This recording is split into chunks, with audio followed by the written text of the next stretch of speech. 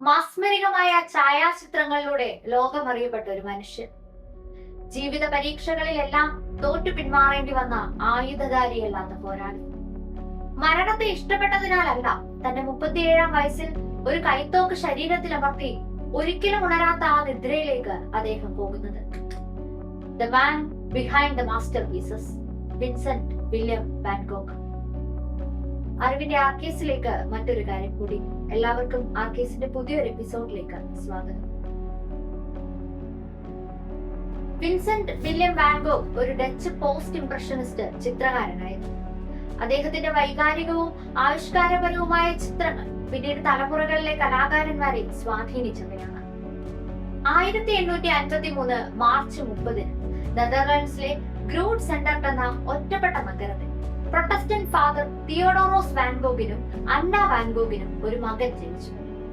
ആ കുഞ്ഞിന് വിൻസെന്റ് എന്ന് പേരിടാൻ ഒരുങ്ങിയിരുന്നെങ്കിലും പ്രസവത്തോടെ ആ കുഞ്ഞ് മരിച്ചു പോകും. അടുത്ത വർഷം ഇതേ ഡേറ്റിൽ അന്ന് ഒരിക്കൽ കൂടി ഒരു കുഞ്ഞിന് ജന്മം നൽകും. ജനനത്തോടെ മരിച്ചുപോയ തങ്ങളുടെ ആദ്യ കുഞ്ഞിന്റെ പേര് തന്നെ അവർ ഈ കുഞ്ഞിനും നൽകി, വിൻസെന്റ്. ബാലനായിരിക്കെ തന്റെ സ്വന്തം പേരിലുള്ള കല്ലറ കണ്ട് അത്ഭുതപ്പെട്ടു പോകുന്നു പള്ളിയിൽ തന്റെ പിതാവിനോടൊപ്പം പോയ കുഞ്ഞു വിൻസെന്റ്. സ്വന്തം ചേട്ടന്റെ ഓർമ്മയ്ക്കായി കിട്ടിയ പേര്. ചേട്ടൻ മരിച്ചത് തന്റെ ജനനത്തിന് വേണ്ടി ആണോ എന്ന ചിന്തയും മറ്റും വിൻസെന്റിനെ അവന്റെ ചെറുപ്രായത്തിൽ നന്നായി അലട്ടിയിരുന്നു. ബാല്യം മുതൽ തന്നെ ആരോടും സംസാരിക്കാതെ എല്ലായ്പ്പോഴും തലകുറ്റിച്ച് നടന്നിരുന്ന ഒരു ബാലനായിരുന്നു വാൻ ഗോഗ്. ആകെ അന്ന് വാൻ ഗോഗ് സംസാരിച്ചിരുന്നത് അദ്ദേഹത്തെക്കാൾ പ്രായത്തിൽ 4 വയസ്സ് ഇളപ്പമുണ്ടായിരുന്ന അനുജൻ തിയോയോടാണ്. വാൻ ഗോഗിന്റെ ജീവചരിത്രം ഭംഗിയായി കാണിച്ചു തന്ന പിൽക്കാലത്ത് പുസ്തക രൂപേണ വിൽക്കപ്പെട്ട ആ കത്തുകൾ വാൻ ഗോഗും തിയോയും പരസ്പരം എഴുതി അയച്ചവയായിരുന്നു.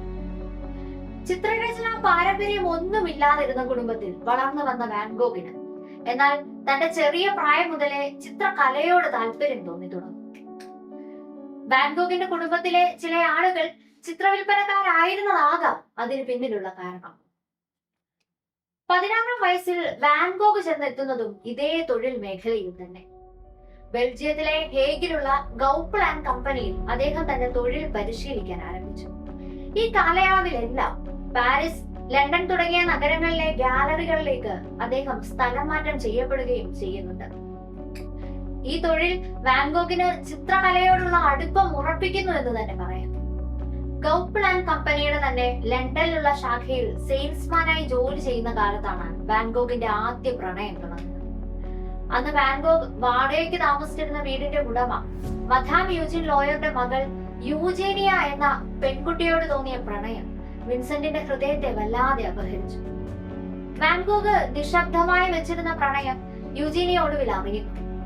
എന്നാൽ നേരത്തെ തന്നെ മറ്റൊരാളുമായി വിവാഹ നിശ്ചയം കഴിഞ്ഞ യൂജീനിയ വാൻ ഗോഗിന്റെ പ്രണയം അറിഞ്ഞതും തന്റെ പരുക്കൻ വാക്കുകളാൽ വാൻ ഗോഗിനോട് പൊട്ടിത്തെറിച്ചു. സ്വന്തം മനസ്സിൽ മാത്രം പ്രണയം ഒതുക്കി വെച്ച് നടക്കുന്നവൻ പടുവിഡ്ഢിയാണ് എന്നവൾ വെട്ടി തുറന്ന് അദ്ദേഹത്തോട് പറഞ്ഞു. മറ്റുള്ളവരുടെ വികാരങ്ങളും അവസ്ഥകളും മനസ്സിലാക്കുന്നതിൽ വാൻ ഗോഗ് പരാജിതനായിരുന്നത് കാരണം പ്രണയം നിഷേധിച്ചത് അയാളെ വിഷാദത്തിലേക്ക് നയിച്ചു. അയാളിൽ കടുത്ത ദേഷ്യം ജനിക്കുന്നു. അത് അയാളെ ഭ്രാന്തിന്റെ വക്കോളം എത്തിക്കാൻ തയ്യാറെടുത്തു തുടങ്ങിയിരുന്നു. താൻ ആഗ്രഹിച്ചതൊന്നും നേടാൻ തനിക്ക് ആകുന്നില്ല എന്ന ദുരനുഭവത്തെ ചൊല്ലിയുള്ള ആവലാതികളിൽ നിന്നാണ് വാൻ ഗോഗ് വിഷാദാവസ്ഥയിലേക്ക് എത്തുന്നത്. ആരെങ്കിലും ചിത്രം വാങ്ങാൻ ഗാലറിയിലേക്ക് വന്നാൽ അവർ വാങ്ങാൻ ഉദ്ദേശിക്കുന്ന ചിത്രത്തിന്റെ പോരായ്മകളെ പറ്റി പറഞ്ഞ് വാങ്ങാൻ ഒരുങ്ങിയ ആളെ അതിൽ നിന്ന് പിന്തിരിപ്പിക്കുന്ന ഗാലറി തന്നെ പൂട്ടിക്കാൻ സാധ്യതയുള്ള ഒരു സ്വഭാവം വാൻ ഗോഗിനുണ്ടായിരുന്നു. ഗാലറിയിൽ ചിത്രങ്ങൾ വാങ്ങാൻ വരുന്ന ആളുകളോട് വഴക്കടിക്കുകയും അവരെ വെറുപ്പിക്കുകയും ചെയ്തിരുന്ന വാൻ ഗോഗിനെ ഒടുവിൽ 1876 ഏപ്രിൽ 1 ഇത്തരത്തിൽ പ്രവർത്തിച്ചതിന് ചിത്രവിൽപ്പനശാലയിൽ നിന്ന് പിരിച്ചുവിടേണ്ട സാഹചര്യം വരെ ഉണ്ടാകും. ചിത്രവിൽപ്പനശാലയിൽ നിന്ന് പിരിച്ചുവിടപ്പെട്ടതിനു ശേഷം കുറച്ചു കാലം കഴിഞ്ഞ് വാൻ ഗോഗിലെ ദേഷ്യമൊക്കെ പതിയെ കെട്ടടങ്ങി തുടങ്ങിയതോടെ അടുത്തതായി വാൻ ഗോഗ് ഒരു അധ്യാപകനാകാൻ തീരുമാനിക്കുന്നു. റാംസ്ഗേറ്റിലുള്ള ഒരു ബോർഡിംഗ് സ്കൂളിൽ അധ്യാപകനായ വാൻ ഗോഗിന് ആ ജോലിയിലും ഒരു തൃപ്തി ലഭിക്കുന്നില്ല. ആ ജോലിക്കും ശേഷം ഇനി ഒരു വൈദികനായാൽ എന്താണ്, തന്റെ പിതാവിന്റെ പാത പിൻപറ്റാമെന്ന് വാൻ ഗോഗ് തീരുമാനിച്ചുറപ്പിക്കുന്നു. വൈദിക മേഖലയിലേക്ക് പ്രവേശിക്കുന്നതിനുള്ള തയ്യാറെടുപ്പുകളും പരിശീലനവും പഠനവും നടത്താനൊരുങ്ങി വാൻ ഗോഗ്. തന്റെ മകനെ തന്നെ പോലെ ഒരു പുരോഹിതനാക്കുന്നത് അച്ഛന് താല്പര്യമില്ലായിരുന്നിട്ടും ഇത്രനാൾ ദൈവഭയം ഒന്നുമില്ലാതിരുന്ന അവന് ദൈവവിളി ഉണ്ടായതിൽ അദ്ദേഹത്തിന് അതീവ സന്തോഷം തോന്നുന്നു. അങ്ങനെ വാൻ ഗോഗിന്റെ നിർബന്ധത്തിൽ ബ്രസീലിലെ ഇവാഞ്ചലിക്കൽ സ്കൂളിൽ അദ്ദേഹം വാൻ ഗോഗിനെ ചേർക്കുന്നു. എന്നാൽ വൈദിക പഠനം വാൻ ഗോഗിന് കഴിയുന്ന ഒന്നായിരുന്നില്ല. അതിനായി തന്റെ മനസ്സിനെ രൂപപ്പെടുത്തി എടുക്കുന്നത് വാൻ ഗോഗ് പരാജയപ്പെടുന്നു. വൈദികനാകാൻ കഴിയാത്ത സ്ഥിതിക്ക് ഒരു സുവിശേഷ പ്രചാരകനാകാൻ അദ്ദേഹം തീരുമാനിക്കുന്നു. ബെൽജിയത്തിലെ ബോറിനേജ് എന്ന ഗ്രാമത്തെ കുറിച്ച് ഒരു ഭൂമിശാസ്ത്ര പുസ്തകത്തിൽ നിന്ന് വായിച്ചറിഞ്ഞ വാൻ ഗോഗിനെ ആ ഗ്രാമവും അവിടെ താമസിക്കുന്ന ജനങ്ങളുടെ ജീവിതവും വല്ലാതെ ആകർഷിക്കുന്നു. അങ്ങനെ രോഗങ്ങളും പട്ടിണിയും ദാരിദ്ര്യവും നിറഞ്ഞ ബോറിനേജ് എന്ന ഗ്രാമപ്രദേശത്ത് അദ്ദേഹം ഒരു യുവ സുവിശേഷ പ്രചാരകനായിരുന്നു. ബെൽജിയത്തിലെ പരമദരിദ്രരായ ഖനിത്തൊഴിലാളികൾ താമസിച്ചിരുന്ന ഒരു പ്രദേശമായിരുന്നു അത്. ബൊറീനുകൾ എന്നറിയപ്പെടുന്ന അവർ ആകെ വെളിച്ചം കണ്ടിരുന്നത് ഞായറാഴ്ചകളിൽ മാത്രമാണ്. ബാക്കിയുള്ള ദിവസങ്ങളിലെല്ലാം ഖനികളിലെ ഇരുട്ടിനുള്ളിലാണ് അവരുടെ ജീവിതം. ഒരു സുവിശേഷ പ്രചാരകൻ എന്ന നിലയിൽ അവർക്കായി വാൻ ഗോഗ് ഭക്ഷണം, വസ്ത്രം, ധനം എന്നിവ നൽകി സഹായിക്കാൻ തീരുമാനമെടുക്കുന്നു. മതശാസനങ്ങൾ ഒഴിച്ച് അവർക്ക് വേണ്ടുന്നതെല്ലാം, ആവശ്യമുള്ളതെല്ലാം അദ്ദേഹം നൽകി. വസ്ത്രമില്ലാത്തവർക്ക് വസ്ത്രത്തിന്റെ പാതി കീറി നൽകി. തന്റെ പക്കലുണ്ടായിരുന്ന പണം മുഴുവൻ അവർക്ക് നൽകി. കിടക്കാൻ സ്വന്തം കിടക്ക ഒഴിഞ്ഞു കൊടുത്തും അദ്ദേഹം അവരെ ആശ്വസിപ്പിച്ചു. ഖനിത്തൊഴിലാളികൾ മാനേജ്മെന്റിനെതിരെ സമരത്തിന് ആഹ്വാനം ചെയ്തപ്പോൾ തൊഴിലാളികൾക്കൊപ്പം നിന്നു വാൻ ഗോഗ്. അതുകൊണ്ടാണ് അവർ വാൻ ഗോഗിനെ the Christ of the coal mine എന്ന് ബഹുമാനത്തോടെ വിളിച്ചത്. ഒരിക്കൽ വാൻ ഗോഗ് അവരെ പറ്റി തിയോയ്ക്ക് തന്റെ കത്തിൽ എഴുതുന്നുണ്ട്: ഇതൊരു ഇരുണ്ട സ്ഥലമാണ്. ഒറ്റ നോട്ടത്തിൽ ചുറ്റുമുള്ള എല്ലാറ്റിനും എന്തോ ഒരു മ്ലാനതയും മരണവും ഒളിഞ്ഞിരിക്കുന്നു. ഇവിടെ ജോലി ചെയ്യുന്നവർ സാധാരണയായി പനി ബാധിച്ച് ക്ഷീണിതരും വിളറിയവരുമാണ്. കാലാവസ്ഥയുടെ ആഘാതത്തിൽ അകാല വാർദ്ധക്യം അവരിൽ ഇപ്പോഴേ കാണുന്നു. സ്ത്രീകൾ പൊതുവെ ക്ഷീണിതരാണ്. വാൻ ഗോഗ് പറയുന്ന കാര്യങ്ങളെല്ലാം കേട്ട് അവസ്ഥ മനസ്സിലാക്കുന്ന തിയോ വാൻ ഗോഗിനെ തന്നെ കൊണ്ടാകും വിധം സഹായിക്കുന്നുണ്ട്. ചാൾസ് ഡിക്കൻസിനെ ആരാധിച്ചിരുന്ന വാൻ ഗോഗ് ഡിക്കൻസ് വാക്കുകൾ കൊണ്ട് കോൺട്രിബ്യൂട്ട് ചെയ്തതൊക്കെ എനിക്ക് വരയിലൂടെ ചെയ്യണമെന്ന് പറഞ്ഞപ്പോൾ മാതാപിതാക്കൾ അടക്കം എല്ലാവരും വാൻ ഗോഗിനെ പരിഹസിക്കുന്നു. അന്നും വാൻ ഗോഗിനെ പിന്തുണച്ചത് തിയോ ആയിരുന്നു. ബൊറിനേജിലെ കൽക്കരിപ്പാടങ്ങളിൽ വെച്ച് വിൻസെന്റിനുള്ളിലെ കലാകാരൻ ജനിക്കുന്നു.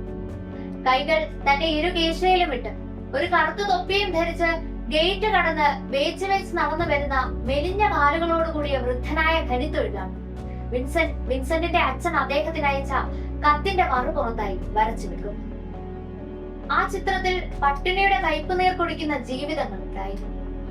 അങ്ങനെയുള്ളവരെ പ്രതിനിധീകരിക്കുകയായിരുന്നു ആ വൃദ്ധൻ. കുറച്ചു നാളുകൾക്ക് ശേഷം ബൊറിനേജിലെ സുവിശേഷ പ്രചാരകനായുള്ള ജീവിതവും വാൻ ഗോഗിന് നഷ്ടപ്പെടുന്നു. ഇനി ചിത്രകലയാണ് തന്റെ ജീവിതം എന്ന് മനസ്സിലാക്കുന്നു വാൻ ഗോഗ്. ഒരു ചില്ലി കാശുപോലും കൈവശമില്ലാത്ത അവസ്ഥയിൽ നിൽക്കുന്ന വാൻ ഗോഗിനോട് ബ്രസൽസിലേക്ക് പോകാൻ ആവശ്യപ്പെടുന്നു തിയോ.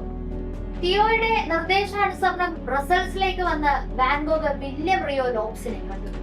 അദ്ദേഹത്തിൽ നിന്ന് ചിത്രകലാ അക്കാദമിയെ കുറിച്ചുള്ള വിവരം ലഭിച്ച വാൻ ഗോഗ് 1880 നവംബർ 15 അവിടെ ചേർന്ന് ചിത്രകലാ പരിശീലനം തുടങ്ങി.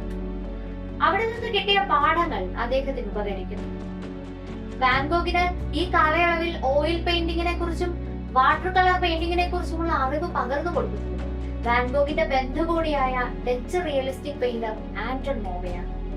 ഇതിനൊക്കെ ഇടയിൽ വാൻ ഗോഗ് ഒരു പുതിയ പ്രണയത്തിൽ അകപ്പെടുന്നുണ്ട്. വാൻ ഗോഗിന്റെ കസിൻ കീവോസ് ആയിരുന്നു. ഈ പ്രണയവും വിൻസെന്റ് മറച്ചു വെക്കുന്നു. കീവോസ് അന്നത്തെ താമസിച്ചിരുന്നത് വാൻ ഗോഗിന്റെ മാതാപിതാക്കളോടൊപ്പമാണ്. വാൻ ഗോഗിന്റെ പ്രണയം അറിഞ്ഞ കീവോസ് അത് തിരസ്കരിക്കുന്നു. ഇതിനു പിന്നാലെ കീവോസിനെ കാണുന്നതിനായി എപ്പോഴും അവളുടെ വീട്ടിൽ എത്തിയിരുന്ന വാൻ ഗോഗിനെ അവൾ വീട്ടിലില്ല എന്നൊക്കെ കളവ് പറഞ്ഞ് കീവോസിന്റെ അച്ഛൻ തിരിച്ചയക്കുന്നുണ്ടായിരുന്നു.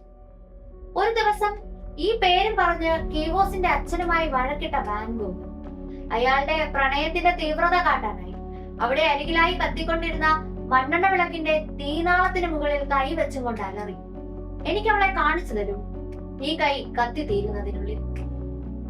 വാൻഗോഗിന്റെ രോഷം തണുപ്പിക്കുന്നതിനായി കീവോസിന്റെ പിതാവ് വിളക്കൂതിക്കെടുത്തിയ ശേഷം വാൻഗോഗിനെ അടുത്തുള്ള മദ്യശാലയിലേക്ക് കൂട്ടിക്കൊണ്ടുപോയി.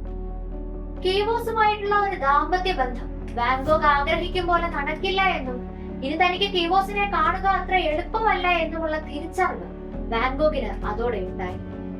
അതിന് കാരണം കീവോസിന്റെ അച്ഛന്റെ ഉപദേശമാണ്. 19-ാം നൂറ്റാണ്ടിലെ ഹോളണ്ടിൽ സ്വന്തം കസിനുമായിട്ടുള്ള ദാമ്പത്യ ബന്ധം കുടുംബ സാമൂഹ്യ മൂല്യങ്ങളുടെ ലംഘനമായിരുന്നു. അതിനാൽ തന്നെ കീവോസ് വാൻഗോഗിനെ വിവാഹം ചെയ്തു കടുത്ത മതവിശ്വാസിയായ ആ പിതാവിന് അംഗീകരിക്കാൻ കഴിയുന്നില്ല. ഒന്നിനു പിറകെ ഒന്നായി വന്ന പ്രണയ നൈരാശ്യം ഒടുവിൽ സിയാൻ എന്ന തെരുവ് വേശ്യയിൽ അഭയം കണ്ടെത്തുന്നതിലേക്ക് വിൻസെന്റിനെ എത്തി. 1882 ജനുവരി അവസാനം വാൻഗോഗ് ക്ലാസിന മരിയ ഹൂർണിക് എന്ന ഭവനരഹിതയായ ഗർഭിണിയായ വേശ്യയെ കണ്ടുമുട്ടി. 1850 കീസ്റ്റ് എന്ന ദരിദ്ര ജില്ലയിലെ ഒരു ചുമട്ട് തൊഴിലാളിയായ പീറ്റർ ഹൂർണിക്കിന്റെ 10 മക്കളിൽ മൂത്തവളായിട്ടാണ് സിയാൻ ജനിച്ചത്. 1875 പീറ്റർ മരിച്ചു. കുടുംബത്തെ പോറ്റാൻ സിയാനും അമ്മയും തയ്യൽക്കാരികളായും വീടുകൾ വൃത്തിയാക്കുന്നവരായും ജോലി ചെയ്തു. കുടുംബം പലപ്പോഴും പൊതുജന സഹായത്തെ ആശ്രയിച്ചിരുന്നു. കുറച്ചുകാലം സിയാനും അവളുടെ ചില സഹോദരങ്ങളും ഒരു കത്തോലിക്ക അനാഥാലയത്തിൽ താമസിച്ചു. പള്ളി ചാരിറ്റികളിൽ നിന്നുമുള്ള സഹായത്തെ ആശ്രയിച്ചായിരുന്നു ആ കാലങ്ങളിൽ അവരുടെ ജീവിതം. അവളുടെ വരുമാനം വളരെ തുച്ഛമായിരുന്നതിനാൽ മെച്ചപ്പെട്ട വരുമാനത്തിനായിട്ടാണ് അവൾ വേശ്യാവൃത്തിയിലേക്ക് തിരിയുന്നത്. സിയാനെ മോഡലാക്കി വാൻഗോഗ് ചിത്രങ്ങൾ വരയ്ക്കാൻ ആരംഭിച്ചു. അതിൽ പ്രധാനപ്പെട്ട ഒരു ചിത്രമാണ് ദ സോറോ അഥവാ ദുഃഖം. വാൻഗോഗ് സിയാനെ താമസിക്കാൻ ഒരു സ്ഥലവും കഴിക്കാൻ ഭക്ഷണവും നൽകി. വാൻഗോഗ് അവളെ കണ്ടുമുട്ടിയപ്പോൾ അവൾ രോഗിയായിരുന്നു. അവളെ ആരോഗ്യത്തിലേക്ക് തിരികെ കൊണ്ടുവരാൻ തന്നാൽ കഴിയുന്നതെല്ലാം വാൻഗോഗ് ചെയ്തു. അവളെ പരിപാലിക്കാനും തെരുവുകളിൽ നിന്ന് അകറ്റി നിർത്താനും വേണ്ടി സിയാനെ വിവാഹം കഴിക്കാൻ വാൻഗോഗ് ആലോചിച്ചു. സിയാൻ തന്റെ സഹായിയായി തന്റെ കലാജീവിതം മുന്നോട്ട് കൊണ്ടുപോകാൻ സഹായിക്കുന്ന ഒരു ജീവിതം അദ്ദേഹം സങ്കല്പിച്ചു. സിയാനും അദ്ദേഹത്തെ വിവാഹം കഴിക്കാൻ ആഗ്രഹിച്ചു. ഇത് പറഞ്ഞുകൊണ്ട് സഹോദരനും പിന്തുണക്കാരനുമായ തിയോയ്ക്ക് വാൻഗോഗ് കത്തുകൾ എഴുതിയപ്പോഴെല്ലാം തിയോ ഈ ബന്ധത്തെ ശക്തമായി എതിർത്തു. ഇതിനിടയിൽ വീണ്ടും വേശ്യാവൃത്തിയിലേക്ക് പോകുക എന്ന രീതിയിലുള്ള സമ്മർദ്ദം അവളുടെ അമ്മയുടെ ഭാഗത്ത് നിന്ന് സിയാൻ ഉണ്ടാകുന്നു. അതല്ലാതെ കുടുംബം മുന്നോട്ട് കൊണ്ടുപോകാൻ വേറെ മാർഗമില്ലാതിരുന്ന സിയാൻ ഈ കാര്യം വാൻഗോഗിനെ അറിയിച്ചു. ഇതല്ലാതെ തനിക്ക് ഒന്നും ചെയ്യാൻ കഴിയില്ല, അല്ലെങ്കിൽ കുഞ്ഞുങ്ങളെയും കൊണ്ട് പുഴയിൽ ചാടി മരിക്കേണ്ടി വരുമെന്നെല്ലാം സിയാൻ പറഞ്ഞപ്പോൾ അവളുമായുള്ള ബന്ധം വാൻഗോഗ് അവസാനിപ്പിക്കുന്നു. ഒരു വേശ്യയുമായി ബന്ധം സ്ഥാപിച്ചത് ഇതിനോടകം തന്നെ വാൻഗോഗിന്റെ കുടുംബ ബന്ധങ്ങളിൽ പ്രശ്നങ്ങൾ സൃഷ്ടിച്ചു. പലരും അയാളെ കാണുമ്പോൾ മുഖം തിരിച്ച് നടക്കാൻ തുടങ്ങി. ആ ഒറ്റപ്പെടലിൽ സ്വന്തം ശരീരം പോലും ശ്രദ്ധിക്കാതെ മുഷിഞ്ഞ വസ്ത്രങ്ങളും ധരിച്ച് അയാൾ അലഞ്ഞു. ആ ജീവിതത്തിനിടയിലാണ് ഖനിത്തൊഴിലാളികളുടെ ചിത്രങ്ങൾ വാൻഗോഗ് വീണ്ടും ക്യാൻവാസിൽ പകർത്തുന്നത്. 1883 ന്യൂവനൻ എന്ന ഗ്രാമത്തിലെത്തുന്ന വാൻഗോഗ് നെയ്ത്തുകാർ, പക്ഷികളുടെ കൂടെ തുടങ്ങിയ ഒട്ടനവധി ചിത്രങ്ങൾ അവിടെ വെച്ച് വരയ്ക്കുന്നു. അവിടെയുള്ള ആളുകളുടെയും മറ്റും ജീവിതം ക്യാൻവാസിൽ പകർത്തുന്നതിനിടെ തന്നെ പിന്തുടരുന്ന 2 ചാരക്കണ്ണുകൾ അയാളെ ആകർഷിച്ചു. മാർഗോ എന്ന 39-കാരിയായിരുന്നു. സമീപത്ത് താമസിച്ചിരുന്ന ഒരു സമ്പന്ന കുടുംബത്തിലെ അംഗമായിരുന്നു മാർഗോ. അക്കാലത്തെ പല സ്ത്രീകളിൽ നിന്നും വ്യത്യസ്തമായി മാർഗരറ്റ് ബെഞ്ചമിന് ഉയർന്ന വിദ്യാഭ്യാസം ഉണ്ടായിരുന്നു. കലയും ജീവിതത്തെയും കുറിച്ചുള്ള പൊതുവായ സംഭാഷണങ്ങളിലൂടെ അവരുടെ ബന്ധം വളർന്നു. പലപ്പോഴും തെറ്റിദ്ധരിക്കപ്പെടുകയും ഒറ്റപ്പെടൽ അനുഭവിക്കുകയും ചെയ്തിരുന്ന വിൻസെന്റിന് മാർഗോയുടെ സൗഹൃദം ഒരു പുതുജീവൻ നൽകി. അവൾ അവന്റെ കലയെയും ബുദ്ധിശക്തിയെയും വിലമതിച്ചു. അവൻ അത്യന്താപേക്ഷിതമായി ആവശ്യമായ വൈകാരിക പിന്തുണ നൽകി. അവന്റെ സ്വപ്നങ്ങളെയും പോരാട്ടങ്ങളെയും മനസ്സിലാക്കുന്ന ഒരുവളായി വാൻഗോഗ് അവളെ കണ്ടു. എന്നാൽ ഒരുപാട് വിഷമതകൾ നിറഞ്ഞ ജീവിതത്തിലൂടെ കടന്നു വന്ന വിൻസെന്റിന് മാനസികാരോഗ്യ പ്രശ്നങ്ങൾ ഇതിനകം തന്നെ അലട്ടി തുടങ്ങി. അദ്ദേഹത്തിന്റെ ക്രമരഹിതമായ പെരുമാറ്റത്തിലും വിഷാദരോഗത്തിലും അവ പ്രകടമായിരുന്നു. മറുവശത്ത് കർശനമായ കുടുംബാന്തരീക്ഷവും സാമൂഹിക നിയമങ്ങൾ മൂലവും വഷളായ സ്വന്തം വൈകാരിക പോരാട്ടങ്ങളെ മാർഗോയും നേരിടുകയായിരുന്നു. മാർഗോയുടെ കുടുംബം ഈ ബന്ധത്തെ ശക്തമായി എതിർത്തു. സ്ഥിരമായ ഭാവിയില്ലാത്ത, പണമില്ലാത്ത ഒരു കലാകാരനായും മാർഗോയ്ക്ക് അനുയോജ്യമല്ലാത്ത ഒരു വ്യക്തിയായും അവർ വാൻഗോഗിനെ കണ്ടു. സാമൂഹിക സമ്മർദ്ദങ്ങൾ മാർഗോയെ വല്ലാതെ ഭാരപ്പെടുത്താൻ തുടങ്ങി. വിൻസെന്റിനോടുള്ള സ്നേഹത്തിനും കുടുംബത്തിന്റെ എതിർപ്പിനും ഇടയിൽ അകപ്പെട്ട അവൾ കൂടുതൽ അപകടകരമായ വൈകാരിക അവസ്ഥയിലായി. 1884 വർദ്ധിച്ചു വരുന്ന സമ്മർദ്ദവും സ്വന്തം വൈകാരിക സംഘർഷവും നേരിടാൻ കഴിയാതെ മാർഗോ വിഷം കഴിച്ച് ആത്മഹത്യ ചെയ്തു. സമയബന്ധിതമായ വൈദ്യ ഇടപെടലിനെ തുടർന്ന് അവൾ അതിജീവിച്ചു. പക്ഷെ ആ സംഭവം വാൻഗോഗിനെ അവളുമായുള്ള ബന്ധം വേർപെടുത്തുന്നതിലേക്ക് നയിച്ചു. വിൻസെന്റ് ഇതോടെ തകർന്നു. മാർഗോയുടെ കഷ്ടപ്പാടുകൾക്ക് അയാൾ സ്വയം കുറ്റപ്പെടുത്തുകയും കൂടുതൽ നിരാശയിലേക്ക് വീഴുകയും ചെയ്തു. ആ നിരാശയുടെ പടുകുഴിയിൽ നിന്നും കരകയറിയ വാൻഗോഗ് ഒട്ടനവധി ചിത്രങ്ങൾ അടുത്ത 2 വർഷക്കാലം കൊണ്ട് വരച്ചു. ന്യൂവലിനിലെ ഗ്രാമ അന്തരീക്ഷവും അവിടെയുള്ള തൊഴിലാളികളുടെ ജീവിതവും അയാളെ നന്നെ ആകർഷിച്ചു. പെസൻ ക്യാരക്ടർ സ്റ്റഡീസ് എന്ന പേരിൽ ഏകദേശം 200-ൽ പരം സ്കെച്ചുകളിലൂടെ വാൻഗോഗ് ന്യൂവലിനിലെ കർഷക തൊഴിലാളികളെയും മറ്റും വിശദമായി പഠിക്കും. ഇതിനായി അവരോടൊപ്പം ഗോതമ്പ് വയലുകളിൽ വാൻഗോഗ് പണിയെടുക്കുമായിരുന്നു. 1885-ൽ വാൻഗോഗ് വരയ്ക്കുന്ന വളരെ പ്രസിദ്ധമായ ചിത്രമാണ് ദി പൊട്ടറ്റോ ഈറ്റേഴ്സ് അഥവാ ഉരുളക്കിഴങ്ങ് തിന്നുന്നവർ. ഈ ചിത്രത്തിലൂടെ ഒരു കർഷകന്റെ സുഗന്ധപൂരിതമല്ലാത്ത ജീവിതമാണ് വാൻഗോഗ് വരയ്ക്കുന്നത്. താൻ വരച്ചതിൽ വെച്ച് വാൻഗോഗിന് ഏറെ ഇഷ്ടമുള്ള ചിത്രവും ദി പൊട്ടറ്റോ ഈറ്റേഴ്സ് ആയിരുന്നു. ആന്റമൺ റെഫേർഡ് എന്ന വാൻഗോഗിന്റെ സുഹൃത്ത് അന്ന് ഈ ചിത്രം കണ്ടവാടെ വാൻഗോഗിനോട് പറഞ്ഞത് ഇങ്ങനെയാണ്: നീ ഇനിയും മെച്ചപ്പെടാനുണ്ട് എന്ന്. അന്ന് റെഫേർഡ് ഇകഴ്ത്തിയ ഈ ചിത്രം ഇന്ന് ലോകപ്രസിദ്ധി ആർജിച്ച ചിത്രങ്ങളിൽ ഒന്നാണ്. കുറച്ചു നാളുകൾക്ക് ശേഷം തെക്കൻ ഫ്രാൻസിലുള്ള ആൾസ് നഗരത്തിലേക്ക് വാൻഗോഗ് പോകും. അവിടെ എത്തി പതിവ് തെറ്റിച്ചുകൊണ്ട് മനുഷ്യരുടെ ചിത്രങ്ങൾക്ക് പകരം വാൻഗോഗ് വരയ്ക്കാൻ ശ്രമിക്കുന്നത് ഫ്രാൻസിലെ വസന്തകാലത്തെ സൂചിപ്പിക്കുന്ന പൂക്കളുടെ ചിത്രങ്ങളാണ്. ഇതിനുശേഷം 32ഓളം രേഖാചിത്രങ്ങളും പേന ഉപയോഗിച്ച് വിൻസെന്റ് വരയ്ക്കുന്നുണ്ട്. ആർട്സിലെത്തിയപ്പോഴും വിൻസെന്റിന്റെ കൈവശം എടുക്കാൻ പണം ഒന്നും തന്നെ ഇല്ലായിരുന്നു. ക്യാൻവാസും പെയിന്റും ഒക്കെ വാങ്ങുന്നതിനുള്ള പണം വാൻഗോഗിന് കത്തുകളോടൊപ്പം മുടങ്ങാതെ അയച്ചിരുന്നത് തിയോ ആണ്. ഈ പണമെല്ലാം ഭാവിയിൽ ചിത്രങ്ങൾ വിറ്റ് കിട്ടുന്നതിൽ നിന്നും അനുജന് തിരികെ നൽകാമെന്നുള്ള സൂചനയും കത്തുകളിലെ വാക്കുകളിൽ ഉണ്ടായിരുന്നു. ഫ്രാൻസിന്റെ തെക്ക് ഭാഗത്തുള്ള ഒരു നഗരമായ ആർസിന്റെ ഹൃദയഭാഗത്ത് വിൻസെന്റ് വാൻഗോഗ് ഒരു ചെറിയ വീട് വാടകയ്ക്ക് എടുത്തു. അത് പിന്നീട് ദി യെല്ലോ ഹൗസ് എന്നറിയപ്പെട്ടു. ദി സ്ട്രീറ്റ് എന്നും ആ വീട് അറിയപ്പെടുന്നു. ദി യെല്ലോ ഹൗസ് എന്ന ചിത്രം വാൻഗോഗ് വരയ്ക്കുന്നത് ഈ വീടിനെ മാതൃകയാക്കിയാണ്. യെല്ലോ ഹൗസ് തന്നെ പോലെയുള്ള ചിത്രകാരന്മാർക്ക് വേണ്ടിയുള്ള അവരെ വരവേൽക്കാനുള്ള ഒരു ആർട്ടിസ്റ്റ് കോളനിയാക്കി മാറ്റാനായിരുന്നു വാൻഗോഗിന്റെ പദ്ധതി. വിൻസെന്റ് വാൻഗോഗ് സഹകലാകാരനായ പോൾ ഗൗഗിനെ ദി യെല്ലോ ഹൗസിൽ തന്നോടൊപ്പം ചേരാൻ ക്ഷണിച്ചു. 2 കലാകാരന്മാരും ഒരുമിച്ച് പ്രവർത്തിക്കാൻ തുടങ്ങി. ആ മുറിയിലിരുന്ന് അവർ വരച്ചു കൂട്ടിയ ചിത്രങ്ങൾ അടുത്തുള്ള ഗാലറികളിൽ കൊണ്ടുപോയി വിറ്റു. ചിത്രങ്ങൾ വിറ്റുകിട്ടിയ പണം അവർ അവരുടെ ഉന്മാദത്തിനും ആഘോഷങ്ങൾക്കുമായി ചിലവാക്കി. അധികകാലം മുന്നോട്ട് പോയില്ല. വാൻഗോഗ് കരുതിയിരുന്ന പോലെ സമാധാനപരമായ ഒരു സൗഹൃദ ബന്ധമായിരുന്നില്ല അവർക്കിടയിൽ ഉണ്ടായിരുന്നത്. 2 പേരും ഒരേപോലെ ഉന്മാദികളായിരുന്നത് കാരണം ചെലവുകളുടെ പേരിലും വീട്ടിലെ ജോലികളുടെ പേരിലും അവർക്കിടയിൽ എപ്പോഴും തർക്കങ്ങളായിരുന്നു. പെയിന്റിങ്ങിനെ ചൊല്ലിയും അവർ തമ്മിൽ പരസ്പരം വഴക്കിട്ടുണ്ട്. ഒരിക്കൽ ഗൗഗ് വാൻഗോഗിന്റെ മുഷിഞ്ഞ കിടക്കയും മറ്റുമെടുത്ത് ജനാലയിൽ കൂടെ പുറത്തേക്ക് ഇടുന്നുണ്ട്. ഗൗഗിനോട് വാൻഗോഗ് ചെറിയ കാര്യങ്ങൾക്ക് പോലും പൊട്ടിത്തെറിക്കാൻ തുടങ്ങി. അവർ പരസ്പരം മിണ്ടാതായതൊക്കെ ഗൗഗിനെ വിഷമിപ്പിക്കുന്നുണ്ടായിരുന്നു.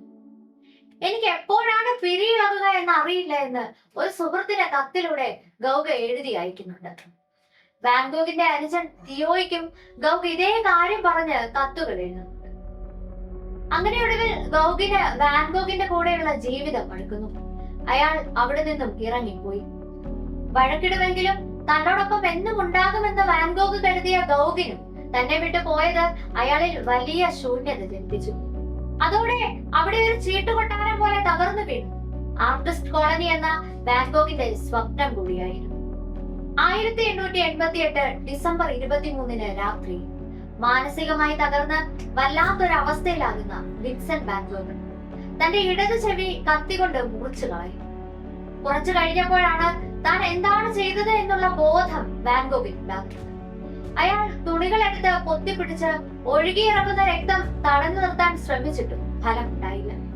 സ്വയം മുറിച്ചിട്ട ഇടത് ചെവി ഒരു പേപ്പറിൽ പൊതിഞ്ഞുകൊണ്ട് അയാൾ സ്ഥിരം പോകാറുള്ള വേശ്യാതെരുവിലേക്ക് പോയി. മുറിവ് ആരും കാണാതെ ഇരിക്കാൻ ഒരു തൊപ്പിയും വെച്ച് വാൻ ഗോഗ് നേരെ പോകുന്നത് വേശ്യയായ റീച്ചലിന്റെ അരികിലേക്കാണ്. അവിടെ എത്തി കടലാസ് പൊതി അവൾക്ക് കൊടുത്തിട്ട് ഇത് നീ സൂക്ഷിച്ചു വെക്കണമെന്ന് വാൻ ഗോഗ് പറയുന്നു. അവൾ അത് തുറന്നു നോക്കി അപ്പോൾ തന്നെ മോഹാലസ്യപ്പെട്ട് വീണുപോകും. വാൻ ഗോഗ് അവൾക്ക് തന്റെ ചെവിയും നൽകി ഉടൻ തന്നെ മഞ്ഞ വീട്ടിലേക്ക് തിരികെ എത്തി. തൊട്ടടുത്ത ദിവസം പോലീസ് വാൻ ഗോഗിന്റെ ആ മഞ്ഞ വീട്ടിലേക്ക് എത്തി. അവരെ ഒരുപക്ഷെ ഈ വിവരം അറിയിച്ചത് റേച്ചൽ തന്നെ ആയിരിക്കണം.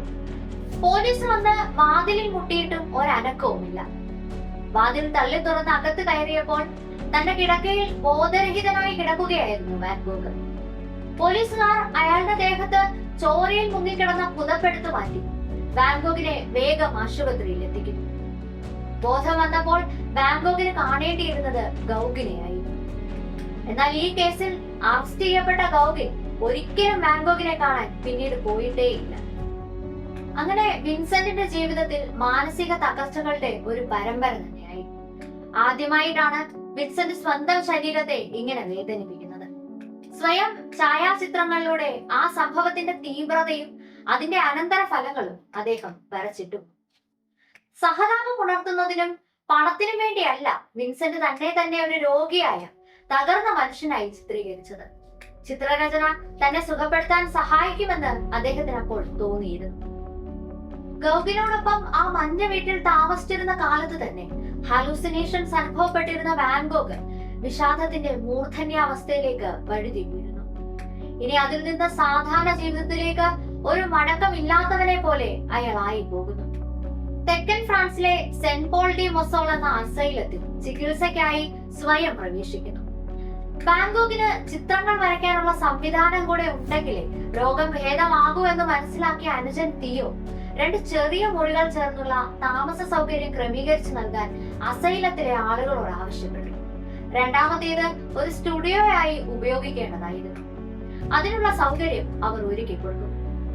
ചുറ്റുമുള്ള ഗോതമ്പ് വയലുകൾ, ഒലിവ് തോട്ടങ്ങൾ, സൈപ്രസ് മരങ്ങൾ എന്നിവ അടക്കം തന്റെ മുറിയുടെ കിഴക്ക് വശത്തുള്ള ജനാലയിലൂടെ കണ്ട കാഴ്ചകളെല്ലാം സ്വന്തം ഭാവനയിൽ പതിഞ്ഞ ചിത്രങ്ങൾ കൂടെ കൂട്ടിക്കലർത്തി വാൻ ഗോഗ് ക്യാൻവാസുകളിൽ വരയ്ക്കും.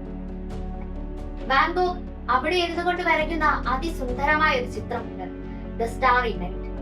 സ്റ്റാറി നൈറ്റ് പെയിന്റിംഗിൽ വാൻ ഗോഗ് ചിത്രീകരിച്ച രാത്രി, ആ രാത്രിയിലെ ചുഴലിക്കാറ്റിന് സമാനമായ മേഘങ്ങളോട് കൂടിയ ആകാശം, അതിൽ തിളങ്ങുന്ന നക്ഷത്രങ്ങൾ, ശോഭയുള്ള ചന്ദ്രകല എന്നിവയാൽ ആ ചിത്രം നിറഞ്ഞിരുന്നു. ആ ചിത്രത്തിൽ ഒരു ഗ്രാമവും ഒരു പള്ളിയും ഉള്ളതായി കാണാം. എന്നാൽ വാൻ ഗോഗിന്റെ മുറിയിലെ ജനാലയിലൂടെ നോക്കിയാൽ അങ്ങനെ ഒരു ഗ്രാമം അവിടെയെങ്ങും കാണാൻ കഴിയില്ല. ഇങ്ങനെ ഭാവനയിൽ നിന്ന് ചിത്രങ്ങൾ വരയ്ക്കാനുള്ള അറിവ് വാൻ ഗോഗിന് പകർന്നു നൽകിയത് ഗൗഗിനായിരുന്നു. ഈ ചിത്രം വരയ്ക്കാൻ ഉപയോഗിച്ച പെയിന്റും ടർപ്പനും ഒക്കെ വിഴുങ്ങി വിൻസെന്റ് സ്റ്റാറി നൈറ്റ് വരയ്ക്കുന്നതിന് ആഴ്ചകൾക്ക് മുൻപ് ആത്മഹത്യക്ക് ശ്രമിച്ചതായിരുന്നു. അന്ന് അയാൾ മരിച്ചിരുന്നെങ്കിൽ നമുക്ക് നഷ്ടമാകുക അതിമനോഹരമായ ഒരു ചിത്രമായിരുന്നു. 19ാം നൂറ്റാണ്ടിന്റെ ഇംപ്രഷനിസ്റ്റ് സാങ്കേതികതയിൽ നിന്ന് വ്യത്യസ്തമായ പുതിയ രീതിയിലുള്ള ഒരു ചിത്രം നമുക്ക് കാണാനേ കഴിയില്ലായിരുന്നു. വിൻസെന്റിന് അവിടെ ആയിരിക്കുമ്പോൾ ലഭിക്കുന്ന ഒരു സന്തോഷ വാർത്തയുണ്ട്. സഹോദരൻ തിയോയ്ക്ക് ഒരു ആൺകുഞ്ഞ് ജനിച്ചിരിക്കുന്നുവെന്ന്. തിയോ തന്റെ സഹോദരനോടുള്ള അതിയായ സ്നേഹം കാരണം മകന് വിൻസെന്റ് വില്യം എന്ന് പേരിട്ടു. ഇതിനു പിന്നാലെ മറ്റൊരു സന്തോഷ വാർത്ത കൂടെ വാൻ ഗോഗിനെ തേടിയെത്തി. 10 വർഷമായി താൻ വരച്ചുകൂട്ടിയ ചിത്രങ്ങളിൽ ഒന്ന് ആദ്യമായി 400 ഫ്രാങ്ക് നൽകി ഒരു ബെൽജിയംകാരി വാങ്ങിയിരിക്കുന്നു. ഇതിനു പിന്നാലെ അസൈലത്തിൽ നിന്ന് വാൻ ഗോഗ് തിരിച്ച് ആർസിലേക്ക് പോയി. അവിടെ എത്തിയിട്ടും ചികിത്സ തുടർന്നു. ആർസിലെത്തിയ വാൻ ഗോഗിനെ പഴയതുപോലെ തന്നെ ചിത്തഭ്രമവും നിരാശയും ഒക്കെ അലട്ടിക്കൊണ്ടേ ഇരിക്കുന്നുണ്ടായിരുന്നു. അവിടെ നിന്ന് വാൾസറോയിസിലേക്ക് തിരിച്ച വാൻ ഗോഗ് അവിടെ ഒരു സത്രത്തിൽ മുറിയെടുത്ത് ആ മുറിയിൽ കഴിഞ്ഞുകൊണ്ട് നിരവധി ചിത്രങ്ങൾ വരയ്ക്കും. അതുവരെയും തന്നെ ചികിത്സിച്ചുകൊണ്ടിരുന്ന ഡോക്ടർ ഘാഷിയിൽ നിന്നുള്ള ചികിത്സ അപ്പോഴും വാൻ ഗോഗ് തുടരുന്നുണ്ട്. ചിത്രങ്ങൾ വരയ്ക്കുക എന്നതാണ് ഡോക്ടർ ഘാഷി നിർദ്ദേശിച്ച ചികിത്സാ രീതി. എന്നാൽ ചിത്രം വരെ പൂർത്തിയാക്കാൻ കഴിയാത്ത വിധം വാൻ ഗോഗിനെ ചിത്തഭ്രമം ബാധിച്ചു കഴിഞ്ഞിരുന്നു. അന്ന് വാൻഗോഗ് തിയോയ്ക്ക് ഒരു കത്തെഴുതാൻ ഇരിക്കുന്നെങ്കിലും അത് പൂർണ്ണമായി എഴുതി തീർക്കാതെ മടക്കി പോക്കറ്റിൽ വെച്ച് ഡോക്ടർ ഗാർഷ്യയെ കാണാൻ പോയി. ഡോക്ടർ ഗാർഷ്യയുടെ ക്ലിനിക്കിലേക്ക് എത്തിയ വിൻസെന്റ് എന്തോ പറയാൻ ഒരുങ്ങിയെങ്കിലും ജന്മനാ കിട്ടിയ വിക്കു കാരണം വാക്കുകൾ മുറിഞ്ഞിട്ടു. അവിടെ നിന്നും നാണം കെട്ടിറങ്ങിപ്പോയ വിൻസെന്റ് നേരെ മുറിയിൽ ചെന്ന് ക്യാൻവാസും പെയിന്റും എടുത്ത് ഗോതമ്പ് പാടങ്ങൾക്കിടയിലേക്ക് ചിത്രം വരയ്ക്കാനായി പോകും. ചിത്രങ്ങൾ വരയ്ക്കുന്നതിനിടയിൽ ചിത്തഭ്രമം വീണ്ടും തലച്ചോറിനെ അലട്ടാൻ തുടങ്ങിയ നിമിഷത്തിൽ തന്റെ കൈവശം കരുതിയിരുന്ന തോക്കെടുത്ത് ഇടത് നെഞ്ചിൽ അമർത്തി വാൻഗോഗ് അതിന്റെ കാഞ്ചി വലിച്ചു. നിലത്ത് വീണ വാൻഗോഗ് കുറെ നേരം അവിടെ അവശനായി കിടന്ന ശേഷം ഇഴഞ്ഞ് സത്രത്തിലെ മുറിയിലേക്ക് എത്തുന്നു. ഹോട്ടൽ ജീവനക്കാർ ഡോക്ടർ ഗാർഷ്യയെ വിവരം അറിയിക്കുന്നു. ഡോക്ടർ ഗാർഷ്യയിൽ നിന്ന് ഈ വിവരം അറിഞ്ഞ് തിയോയും വാൻഗോഗിന്റെ അരികിലെത്തുന്നു. തന്റെ പ്രിയപ്പെട്ട സഹോദരൻ തിയോയുടെ മടിയിൽ കിടന്നുകൊണ്ട് the sadness will last for ever എന്ന് അവസാനമായി ഉരുവിട്ടുകൊണ്ട് വാൻഗോഗ് മരണത്തെ ഉണരുന്നു. ഞങ്ങളുടെ ഈ വീഡിയോ നിങ്ങൾക്ക് ഇഷ്ടമായെങ്കിൽ ഈ വീഡിയോ ലൈക്ക് ചെയ്യുക, ഷെയർ ചെയ്യുക, ഞങ്ങളുടെ ചാനൽ സബ്സ്ക്രൈബ് ചെയ്യുക.